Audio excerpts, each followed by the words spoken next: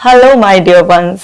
आज इस वीडियो में मैं आपको बताने वाली हूँ कि किस तरह से आपकी रोजाना की कुछ आदतें ऐसी हैं जो धीरे धीरे आपको एंजाइटी का शिकार बना रही हैं और फिर उसी स्ट्रेस एंजाइटी से तरह तरह के और डिसऑर्डर्स आपको घेर सकते हैं। इस वीडियो को बहुत ही ध्यान से देखना है क्योंकि बहुत ही इंपॉर्टेंट वीडियो है और इसको ज़्यादा से ज़्यादा लोगों के साथ शेयर ज़रूर करना है क्योंकि ये गलतियाँ आजकल ज़्यादातर लोग कर ही रहे हैं। आपकी मेंटल हेल्थ का ख्याल रखने के लिए डॉक्टर कशिका जैन ऐप को डाउनलोड कर लीजिए क्योंकि उसमें आपको ब्रीदिंग एक्सरसाइजेस, मेडिटेशन और अफर्मेशंस मिलेंगे। Dear depression let's break up जो कि एक मास्टरपीस है, ज़रूर पढ़िए और लोगों को भी पढ़वाइए। तो चलिए शुरू करते हैं। आज मैं आपको बताने वाली हूँ ऐसी 10 आदतों के बारे में जो पता भी नहीं चलेगा, वो बिल्कुल ऐसे जैसे कहावत होती है ना, आस्तीन के सांप की तरह आपको धीरे धीरे डस रही हैं। तो आपको समझना है कि इन आदतों को आपको बहुत ही जल्दी सुधारना है, वरना आप यही कहते रह जाएंगे नहीं नहीं मेरी लाइफ में तो कोई ऐसा हादसा हुआ ही नहीं, कोई ऐसा लॉस हुआ ही नहीं, कोई ऐसी घटना हुई ही नहीं जिसकी वजह से एंजाइटी हो सकती है, मुझे क्या प्रॉब्लम हो सकती है। आप हमेशा डिनायल मोड में रहेंगे और ज्यादा परेशानी अपनी बढ़ा लेंगे। तो देखते हैं क्या है ये आदतें। पहले है मोबाइल मेल की चेकिंग। आज हर आदमी अपने मोबाइल को अपनी जान से भी ज्यादा प्यार करता है, सीने से लगा के रखता है। घबराहट होने लगती है हम लोगों को अगर मोबाइल ना दिखे। मतलब पहले ये रिश्तों में होता था कि भाई बेचैनी होती थी कि अगर अपने लोग आसपास ना दिखें, लेकिन आज ये मोबाइल के साथ हो रहा है। अब वो मोबाइल पर चाहे वो फेसबुक चेक करना हो, इंस्टाग्राम चेक करना हो, कुछ भी है, बस उनको एक मोबाइल में कुछ ना कुछ चेक करना है। किसी को गेम खेलने की आदत है, किसी को यही चेक करने की आदत है कि व्हाट्सएप पे कोई मैसेज तो नहीं आया। मतलब हर समय बस मोबाइल में कुछ ना कुछ करना है। और जो वर्किंग प्रोफेशनल्स हैं, मान लीजिए उनको मेल चेक करने का या कुछ और चेक करने का, कुछ भी इस तरीके से अगर आपको बार बार आप चेक कर रहे हैं, आपको ये नहीं पता कि आपका माइंड इससे एक रॉन्ग लर्निंग सीख रहा है। अब देखिए, आपने बार बार चेक किया, पहले तो आपने एक्शन लिया, एक्शन लेकर आपने अपनी बॉडी से अपने माइंड को ट्रेन कर दिया। अब आपका माइंड ट्रेन हो चुका है रिपीटेड चेकिंग के लिए, तो वो अब आपको ऑटो सजेशन देगा, सजेस्ट करेगा और फिर उससे क्या होगा, आपका माइंड बिल्कुल फास्ट और इम्पल्सिव हो जाएगा। तो ये क्या कर रहा है, आपका को इम्पल्सिव बना रहा है। आपको ये चीज समझना होगा कि आपके रिपीटेड एक्शन आपकी हैबिट बनाते हैं और जो भी कुछ रिपीटेड एक्शन लेते हैं आप, वहां पर क्या होता है, आपका माइंड ना उसको एक लर्निंग की तरह सेव कर लेता है, फिर वो ऑटो सजेशन देता है। तो आपके रिपीटेड एक्शन पर आपकी नजर होनी चाहिए कि आपके जो भी रिपीटेड एक्शन है भाई उनको चेक कर लो ना कि वो एक्शन सही है या नहीं है। अब आपके रिपीटेड एक्शन में मोबाइल को चेक करना है क्या है। अब आपको ये भी पता है कि बॉडी एंड माइंड दोनों एक साथ एक परफेक्ट हार्मनी में काम करना पसंद करते हैं। तो इनिशियली आपका माइंड आपको बार बार सजेस्ट नहीं कर रहा था, लेकिन ये खिलौना जब से लोगों के हाथ में आया है और उन्होंने इस तरीके से कर करके अपने माइंड को बिगाड़ दिया है। और ये ही माइंड फिर जब इम्पल्सिव हो जाएगा तो एंग्शियस, आपके अंदर पेशेंस नहीं रहेगा और आप मतलब मोबाइल के अलावा और भी एक्टिविटीज में आपका मन ही नहीं लगेगा। अब आपको इस आदत को छोड़ना तो है ही, अगर छोड़ नहीं सकते हैं तो बहुत ज्यादा कम कर देना है। अपना एक टाइम सेट कर लीजिए। इसका इलाज क्या है, अपना एक टाइम सेट कीजिए ना भाई, टाइम सेट करना इसका इलाज है। अगर आपका एक टाइम सेट हो जाएगा कि मुझे इस टाइम पर चेक करना है, मैं ये नहीं कह रही हूँ कि आप सोशल मीडिया से डिस्कनेक्ट रहिए, लेकिन एक टाइम तो सेट करना पड़ेगा। आप अगर प्रोफेशनल है, आपको अपना मेल चेक करना होता है तो उसका भी एक टाइम होना चाहिए। ये नहीं है कि कभी भी आप लगे रहें उससे। ये इससे आपकी एंग्जाइटी अगर है तो कभी ठीक नहीं होगी और अगर नहीं है तो जल्दी ही हो जाएगी। दूसरा है फास्ट ईटिंग या फिर गैजेट के साथ ईटिंग। मैंने बताया ना मोबाइल कितना इंपॉर्टेंट है, खाना खाते वक्त भी नहीं छूटता है, बस उसमें कुछ ना कुछ देखना है और जल्दी जल्दी खाना खाने की आदत है, इरेगुलर भी खाते हैं। अब ये जो ईटिंग हैबिट्स आपकी खराब हैं, इससे भी आप जो भी एक्शन ले रहे हैं उससे भी आप अपने माइंड को बिगाड़ रहे हैं। और फिर जब आपका माइंड बिगड़ जाएगा और आपको कंट्रोल करना शुरू कर देगा, फिर आपको ये समझ में नहीं आएगा क्योंकि आप तो कोई बहुत बड़ा रीजन ढूंढेंगे ना कि कोई बहुत बड़ा रीजन, कोई हादसा होना चाहिए भाई जिसके बाद धक्का सा लगा और तभी एंग्जाइटी आएगी। ऐसा नहीं होता। आपकी छोटी छोटी हरकतें भी ना आपको एंग्जाइटी की तरफ लेकर जा रही हैं। अगर आप भी अपने मोबाइल के साथ या फिर लैपटॉप पे काम करते हुए, टीवी देखते हुए खाना खाते हैं तो आप समझिए कि आप अपने माइंड को भी बिगाड़ रहे हैं और आप खाने के साथ, क्योंकि आप क्या देख रहे हैं, कोई वेब सीरीज देख रहे हैं, कोई सीरियल, आजकल कुछ भरोसा नहीं है सोशल मीडिया पे आपके सामने क्या आ जाए, या किसी टीवी सीरियल में क्या आ जाए, या कौन सी न्यूज़ ऐसी आ जाए, तो आप अपने खाने में भी नेगेटिव इमोशंस की मिक्सिंग कर कर खा रहे हैं, तो फिर आपकी बॉडी में भी इम्बैलेंस होगा और आपके माइंड को भी गलत आदत पड़ जाएगी और फिर उस इम्बैलेंस से आपको एंग्जाइटी हो जाएगी। तो इस आदत को भी बदलना है। और देखते हैं लाउड या फास्ट बोलने की आदत। बहुत सारे लोग बड़ा ही चिल्ला चिल्ला के बोलते हैं, अननेसेसरी, जरूरत नहीं हो तो भी चिल्ला चिल्ला के ही बोलेंगे, वो इतनी जल्दी जल्दी बोलते हैं। अब आप ये कहेंगे मैडम आप भी जल्दी जल्दी बोलती हैं। भाई मैं वीडियोस पैशनेटली इसलिए बनाती हूँ ताकि आपको वीडियो देखते वक्त नींद ना आ जाए, क्योंकि मेरी वीडियोस लंबी भी होती हैं, क्योंकि मैं आपको क्वालिटी कंटेंट देना चाहती हूँ। मैं चाहती हूँ कि मेरी पूरी बात आप तक कन्वे हो ताकि मेरी वीडियो को देखकर ही आपकी हीलिंग हो जाए। तो मेरा इंटेंशन ये है और मैं इसलिए पैशनेटली थोड़ा सा लाउड और इस तरीके से लाइक थोड़ा सा फास्ट बोलकर वीडियो बनाती हूँ। अब लेकिन इन जनरल ऐसा थोड़ा ना है कि मैं रेलगाड़ी छोड़े रखती हूँ, फास्ट ऐसे रखती हूँ, और ना ही मैं इतना भी नहीं फास्ट बोलती हूँ। लेकिन कभी कभार मेरे स्टाफ ने बताया कि एक दो लोगों ने ऐसे कमेंट किए कि मैम थोड़ा सा स्लो बोला कीजिए, राइट।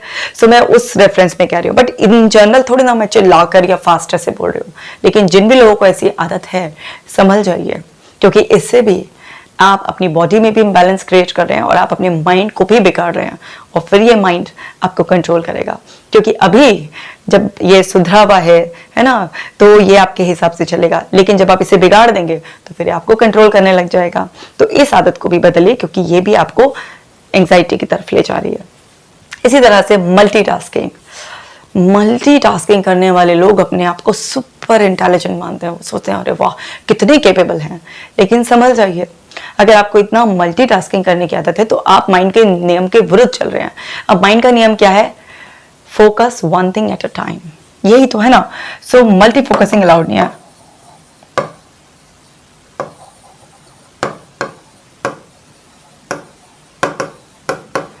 अब एक बार में एक जगह फोकस करने का रूल है दिमाग का, एक बार में एक ही जगह अच्छे से फोकस कर सकता है।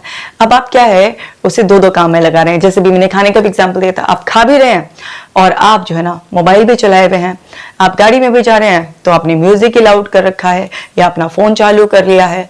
आप अगर अपना कोई ऑफिस का भी काम कर रहे हैं तो दो तीन पता चला काम एक साथ खोल लिया है। बच्चे हैं पढ़ रहे हैं, दो तीन सब्जेक्ट एक साथ लेकर बैठ गए हैं, माइंड को ओवरबर्डन कर लेते हैं।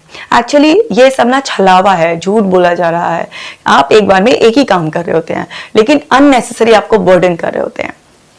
अब जब एक बार में एक ही काम पर फोकस करना है तो फिर उसी काम को लेकर बैठे हैं ताकि ये माइंड रिलैक्स रहे, और ये रिलैक्स रहेगा तो स्ट्रेस प्रोड्यूस नहीं करेगा, और जब स्ट्रेस आपके बॉडी माइंड तक नहीं पहुंचेगा तो वो एंजाइटी को ट्रिगर नहीं करेगा। तो एक बार में एक काम करें। अब एक्चुअली मल्टीनेशनल कंपनीज हैं या फिर स्कूल लेवल से ही सबको जो लोग मल्टीटास्किंग करते हैं उनको बेसिकली एक ऐसा टाइटल दे दिया जाता है कि ये लोग सुपीरियर लोग हैं।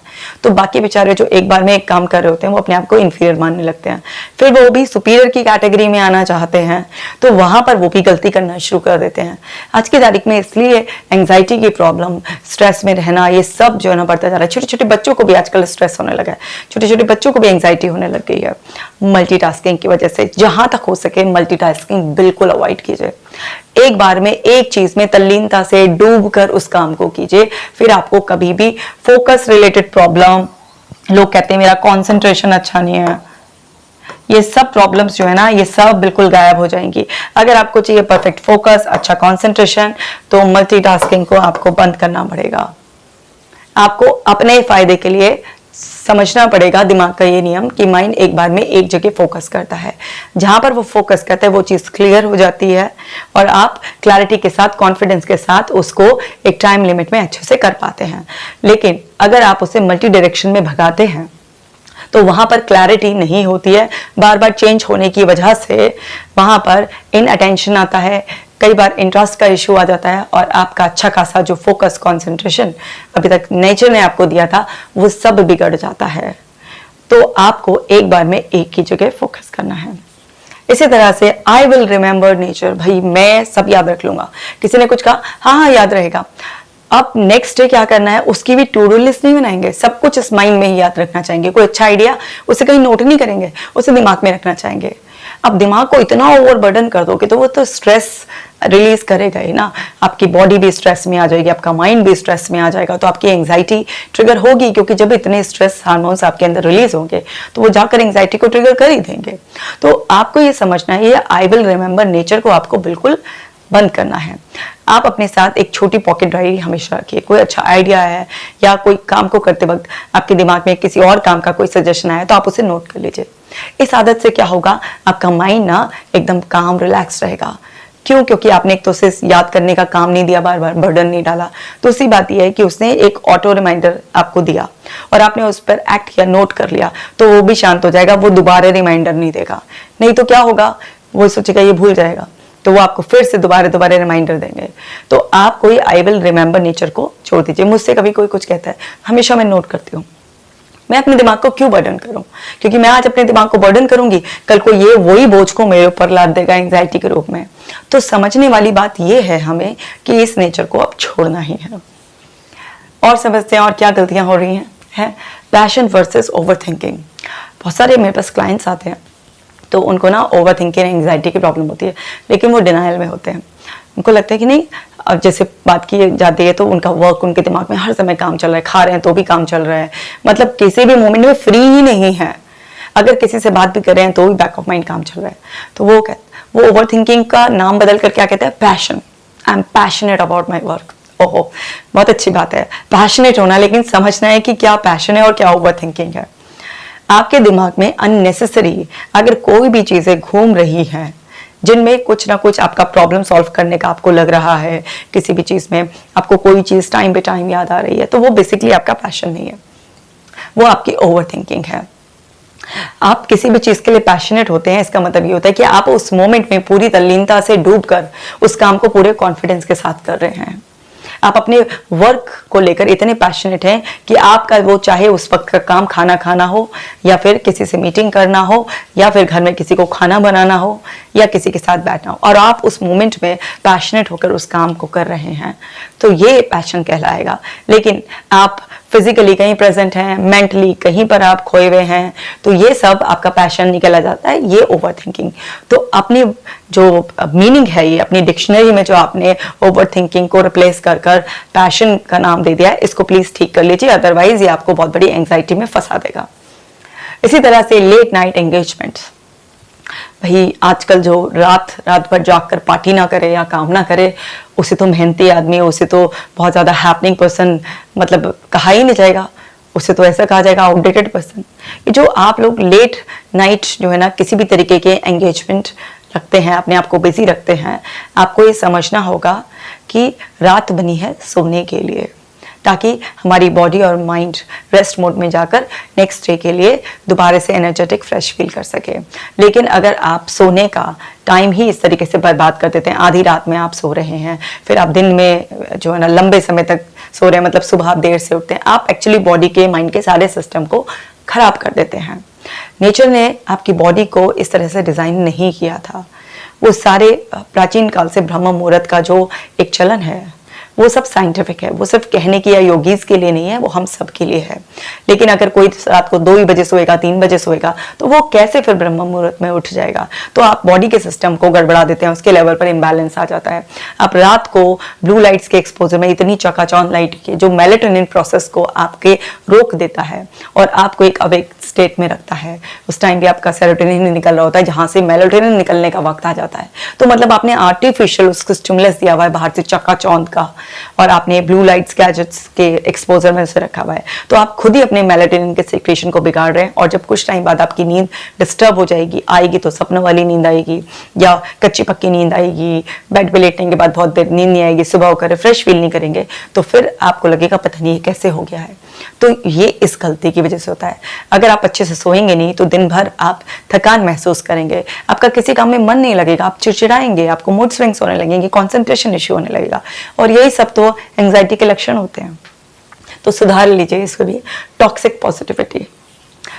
अब पॉजिटिविटी अच्छी बात है, लेकिन टॉक्सिक पॉजिटिविटी नहीं होनी चाहिए ना। शेर सामने आ गया, ऑल इज वेल, सब ठीक हो जाएगा। अरे खा जाएगा, संभलना है। मतलब उस टाइम पर एक इंसान को बहुत तेजी से सोचना है कि कैसे बचाया जाए, और फिर कभी कभी इंसान को किसी उसमें नेगेटिव भी सोचना होता है। लोग बोलते हैं कि नेगेटिव क्यों सोचना, आप तो कहते हो पॉजिटिव सोचना, या सब कहते हैं पॉजिटिव सोचना। अरे नेगेटिव भी सोचना कभी कभी जरूरी है, क्योंकि अगर आप नेगेटिव सोचोगे तभी तो अपना सेफ्टी प्लान बनाओगे। अगर आप किसी चीज का नुकसान नहीं देखोगे, सिर्फ उसके फायदे देखोगे, तो ये तो बहुत ही ज्यादा आपको गलत डिसीजन की तरफ लेकर जाएगा। तो हर चीज के प्रॉस एंड कॉन्स होते हैं, पॉजिटिव नेगेटिव पॉइंट होते हैं। तो नेगेटिव को सोचना है, लेकिन सोचकर पकड़ नहीं लेना है, सोचकर उसे छोड़ देना है। तो सोचना जरूरी है, सोचा और सोचकर उसके सॉल्यूशंस को आपने निकाला और फिर सॉल्यूशंस को अप्लाई करने के लिए उस पर फोकस शिफ्ट कर दिया। लेकिन बहुत सारे लोग बिल्कुल कोई प्रॉब्लम भी होगी ना, मतलब जैसे अगर उनको सिम्टम भी महसूस हो रहे हैं, नहीं ठीक है, सब ठीक है, ऑल वेल। और बहुत सारे लोग तो सिम्टम्स आने के बाद या किसी के कहने के बाद भी, अरे भगवान की विशेष कृपा है हमारे ऊपर, सब कुछ ठीक रहेगा, सब कुछ इस तरीके से कह देने से नहीं होता। ये टॉक्सिक पॉजिटिविटी, अनरियलिस्टिक जो है ना पॉजिटिविटी है आपकी। आपको समझना है कि अगर प्रॉब्लम है तो उसे एक्नॉलेज करना है और कुछ पल के लिए उसके नेगेटिव कॉन्सिक्वेंसेस, वर्स्ट जो आउटकम है उसको भी जरूर सोचना है, और फिर सोचकर फिर एक्चुअली रियलिस्टिक पॉजिटिविटी में। तो ये यहाँ पर टॉक्सिक पॉजिटिविटी ना होकर एक इंसान को क्या है, रियलिस्टिक पॉजिटिविटी को ही अपनाना चाहिए। और है थैंकलेसनेस। अगर आप थैंकलेस हैं, अगर आप अपनी बॉडी के प्रति थैंकलेस हैं, अगर आप यूनिवर्स के प्रति, गॉड के प्रति, अपने रिलेशंस के, अपने स्टाफ के प्रति थैंकलेस हैं, तो बेसिकली क्या होगा, इससे आपके पास खुशी होते हुए भी आपके अंदर वो खुशी का एहसास नहीं होगा। क्योंकि जो भी लोग ग्रैटिट्यूड, थैंकफुलनेस प्रैक्टिस नहीं करते हैं, बेसिकली उनके अंदर सेटिस्फैक्शन नहीं आ पाता। ये कुदरत का नियम है। और जब आप अपने आसपास के लोगों के लिए, अपनी बिलोंगिंग्स के लिए भी थैंकफुल नहीं होते हैं, तो आप उन्हें, उनकी जो मिस हैंडलिंग होती है वो करते हैं। सामान की भी आप मिस हैंडलिंग करेंगे, आपको लॉस होगा तो बर्डन आएगा। इसी तरह से आप लोगों के प्रति थैंकलेस होंगे तो वो आपके करीब रहने में इतना कंफर्टेबल फील नहीं करेंगे, दूरी बनाएंगे। हो सकता है आपके लिए अच्छे से काम ना करें, हो सकता है आपको उतना प्यार और कंसर्न ना दें। तो आपको हर अपने आसपास के एनवायरनमेंट में एक थैंकफुलनेस की वाइब्रेशंस को रेडिएट करना है, सो दैट आपके अंदर इनर पीस रहे, सेटिस्फैक्शन रहे, खुशी आपके पास रहे। ये आपको ग्रैटिट्यूड की फीलिंग, स्ट्रेस, एंजाइटी वगैरह की प्रॉब्लम से हमेशा बचा कर रखती है। क्योंकि जो भी लोग ग्रैटिट्यूड पे करते हैं तो उनके आसपास का ऑरा बहुत ज़्यादा स्ट्रांग होता है, और जिसका आसपास का ऑरा ग्रैटिट्यूड की एनर्जी से सेफ है बिल्कुल, तो उस पर्सन को किसी भी तरीके से ऐसी प्रॉब्लम, स्ट्रेस, एंजाइटी की प्रॉब्लम नहीं आती है। तो भाई रोजाना इसके लिए ग्रैटिट्यूड प्रेयर जरूर करनी है।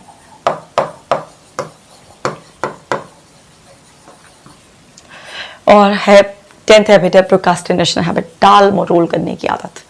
अभी कर लेंगे, कल कर लेंगे, इम्पोर्टेंट नहीं है, कुछ भी चीज़ है, काम चाहे वो छोटा सा हो, चाहे घरेलू कोई काम हो, कुछ सामान लाना हो, किसी को कुछ फोन कर बताना हो, या कुछ भी हो, या फिर अपने ऑफिस का काम हो, किसी भी तरीके से, मतलब टालने की आदत है। अब जब आप टालेंगे तो बेसिकली क्या हुआ कि वो आपका काम का बोझ बढ़ता चला जाएगा। जैसे फॉर एग्जाम्पल एक बच्चा है, आज का होमवर्क ना करे तो क्या है कि उसकी डांट भी पड़ेगी अगले दिन स्कूल में जाकर, और फिर अगले दिन का जो काम मिलेगा, क्योंकि उसकी वजह से पूरी क्लास को थोड़ा ना सफर कराया जाएगा, तो अब उसका काम डबल हो जाएगा। इस तरह से बर्डन बढ़ता चला जाता है। तो स्ट्रेस हार्मोन्स रिलीज होंगे, और फिर वो रिलीज होंगे जरूरत से ज्यादा। और मान लीजिए आप एक्सरसाइज वगैरह कुछ करते नहीं है, आपका खाना भी मोबाइल गैजेट्स के साथ हो रहा है, आप अपनी ओवर थिंकिंग को भी अपना पैशन का नाम देकर टाल देते हैं, मतलब सेल्फ केयर कुछ करते नहीं है, तो वहां पर क्या होगा, वो स्ट्रेस हार्मोन्स इतने ज्यादा बढ़ जाएंगे अंदर, हैप्पी हार्मोन्स का लेवल डाउन कर देंगे। ये इम्बैलेंस क्रिएट होगा तो आपको एंग्जाइटी और तरह तरह की प्रॉब्लम्स और ट्रिगर हो जाएगी। तो काम को राइट टाइम पर, ऑन टाइम पर करना है, ताकि आप एकदम रिलैक्स रह सके। तो प्रोक्रास्टिनेशन हैबिट भी धीरे धीरे आपको खराब करती है। प्रोक्रास्टिनेशन के ऊपर मैंने एक बहुत डिटेल वीडियो बनाया हुआ है कि क्या क्या उसके कॉजेस होते हैं, किस तरीके से आप अपनी हैबिट बदल सकते हैं। देखना चाहते हैं तो वो वीडियो जरूर कर लें। तो ये 10 हैबिट्स के बारे में मैंने आपको बताया। उम्मीद करती हूँ कि आपको समझ में आ गया होगा कि ये छोटी छोटी सी गलतियां आपको कितनी बड़ी प्रॉब्लम में फंसा सकती हैं, और आपको इन गलतियों को आज से ही करना बंद करना है। और ये सिर्फ आपकी प्रॉब्लम नहीं है, ये बहुत लोगों की प्रॉब्लम है। तो इस वीडियो को अभी शेयर कर दीजिए ताकि लोग अवेयर हो सकें और आप मेरे मेंटल हेल्थ मिशन में साथ दे सकें। क्योंकि आप तो जानते ही हैं मैं क्या चाहती हूँ। मैं चाहती हूँ कि घर बैठे ही आपकी मदद हो जाए और आप हैप्पी और हेल्दी रहें। अपना खास ख्याल रखिएगा।